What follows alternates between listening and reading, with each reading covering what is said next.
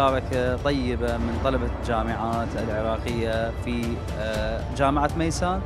تم إحياء ذكرى السيدة الزهراء وشهادة السيدة الزهراء عليه السلام لتكون منهاجا يقتدى ويحتذى بها سلام الله عليها.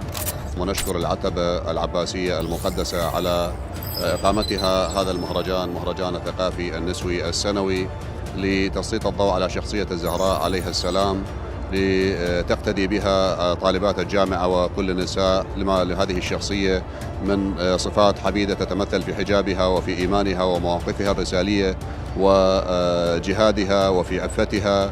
فهذا المهرجان هو خطوة فاعلة بهذا الاتجاه لتحفيز الطالبات ولتحفيز النساء لتقتدي بهذه الشخصية العظيمة للسيدة الزهراء عليها السلام.